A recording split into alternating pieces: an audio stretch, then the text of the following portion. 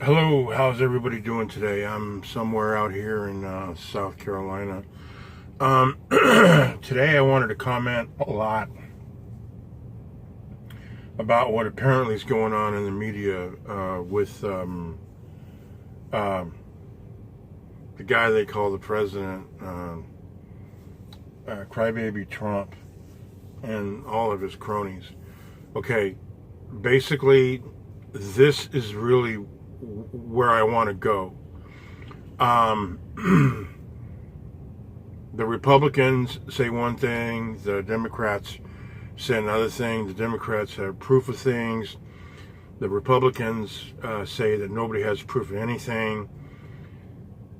Conservative, liberal, left wing, right wing. This is what I really want to say.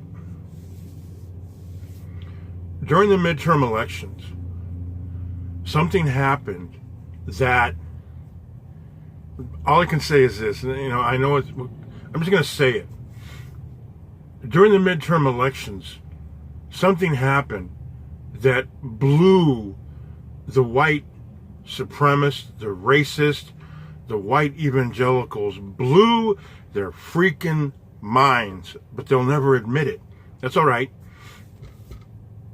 You had real, bona fide, direct by blood, natives of this land voted into political office. I want to say it was 2, but I think it's 3. I'm not exactly sure. The reason why I bring that up is the media, and I'm talking both sides.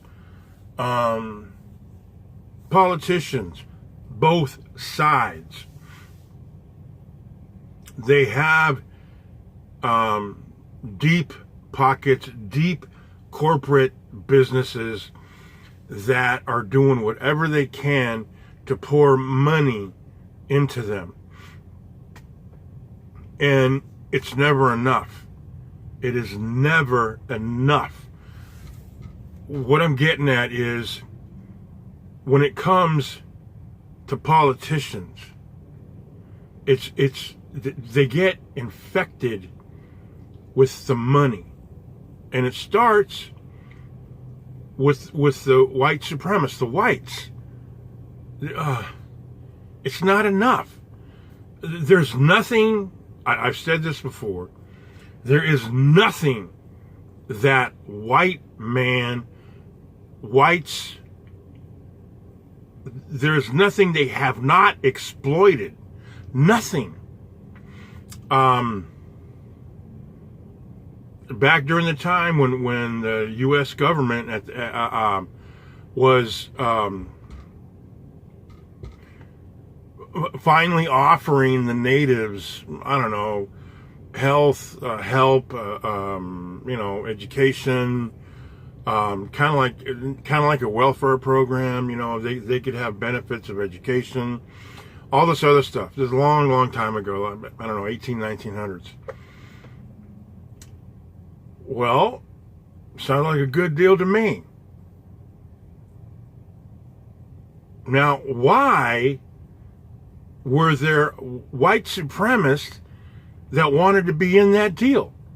You want to call me a liar? Call me a liar. Just go ahead and look up what they call, look it up, the $5 Indian. Okay? Look it up. White supremacists, white pieces of shit, bought their way to have it official, have documents saying, oh, they're native. They just bought their way into it because they're piece of shit whites. It's never enough. I don't like, getting angry, but it infuriates me. It really does. That the majority of the minorities have just taken it. You guys just eat it. We are forced to eat it. Period. There's nothing we can do about it. Yeah, there is. Yeah, there is. Vote. Just vote, because it blew the minds of basically the whites and the white evangelical that natives, full-blood, real natives, got elected into office. How about that? Now, my goal is that it doesn't stop. Hopefully it won't stop. And I'll do the best I can for it to progress, to continue forward. I'll do the best I can. Obviously, I'm not well vested through the educational system as far as a political science professor. No, not at all. But this needs to continue. It really does. There needs to be a lot more African Americans. There needs to be a lot more natives in Congress. There needs to be another real hardcore African American president. And if you don't want to be considered African, if you're black, you want to say you're from Jamaica or wherever. I mean, there's, we are all colored, all of us. But what we need to do is to recognize the white supremacy, the racism. We need to recognize. We're not going to change it. It's always going to be there. Even when we have a Congress full of every different color minority, even when we have that, you're still going to have racism. We will, no matter what. We will. It's not going to go away. I don't want to change any of how they think. No, it's not my intent. My intent is for us, people whose past generations have they tried to stamp us out like a cigarette being thrown on the ground. Didn't work. There's even white human beings to this day, this very day, that within the last couple of months, I've heard, what they need to do is to finish the genocide on the Indians. I didn't make it up. This is how a lot of whites feel to this day. They're not going to come out and tell you. They won't, because they really don't know why they feel like that. They don't have a clue why they have that inbred in their mind. They can't tell you.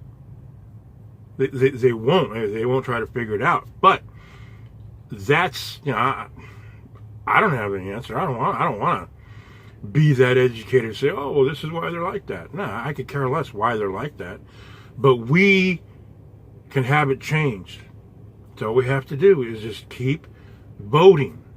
Get off our duff and vote. It's not that hard. What's difficult is to take the time to figure out, to research people on, hey, is that person worthy of my vote?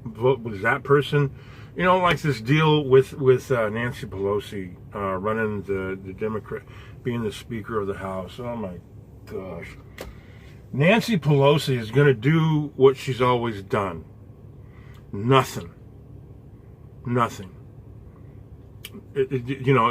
Speeches left and right, woo-wee, it sounds so eloquent. She's not going to do anything. Nobody, no white person in Congress, it doesn't matter if they're Republican, it doesn't matter if they're Democrat, it doesn't matter. And without getting hate mail in return, same deal with Maxine Waters. Nothing is going to happen. They're not going to do anything to change the flow of money into their pockets. And that's how they believe it to be, is that just like, I forget what it was in that movie Scarface, you got to have the money to get the power. No, you don't. No, you don't. You don't have to have the money. You really don't. Okay? We need people who are not afraid to sit there and say, hey, you're a racist. You're very prejudiced. We know that. Now I'm going to go ahead and deal with you with that knowledge I have of you. We have to do that. Sad to say, but we have to. Take a look back when the colonists were here. Okay? Most white men have no guts, have no courage, have no intestinal fortitude. Ever heard of the thing called the Boston Tea Party? Gave it away right there. Even when I was back in school, back in as a kid in grammar school, learning American history, and like I was scolded for this. Why was it that all these great Americans, as you guys call them, and I said this, why did the whites dress up as Indians back then as a kid? Why did they dress up as Indian? What were they trying to prove? And of course the teacher, was telling me, you're just looking for trouble. Oh, no, I just wanted to know why. Why did these white piece of shits that were so scared dress up as natives, dress up as Indians? Well, it's because they were shitless, they were gutless, they were pointless. They wanted the world, or their world at that time, to believe that the Indians did it. Oh, not the white. Oh, no, not us. Not us white people. It was the Indians. That's what they wanted to have perceived in the local governments, and for it to get back to England.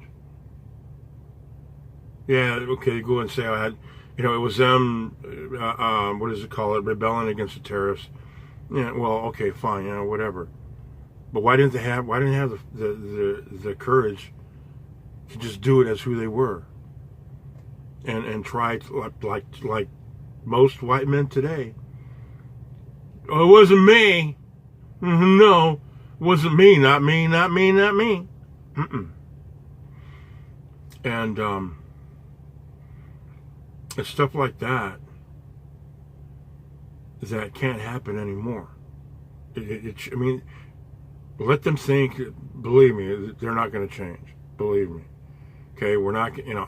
I have no intention of stamping out the KKK. I don't. I have no intention of stamping out these. What are they called? Neo-Nazis? No. Well, like I said, what my intention is for us to wake up. Brown, light brown, dark brown, black, light black, dark black. For us to wake up. And we can do this. We can. We just have to find a leader who just has the courage to say, pretty much, basically, hey, you want to know what I think about you and that deal that you're trying to pull? Fuck you. This is what we're going to do. Okay? We need to find somebody like that. They're probably a little bit more diplomatic than that, but that's just my opinion for today. I appreciate you guys. I really do. Okay, it means a lot. You guys mean a lot to me. All right? Thank you very much. You have a great day and a great weekend.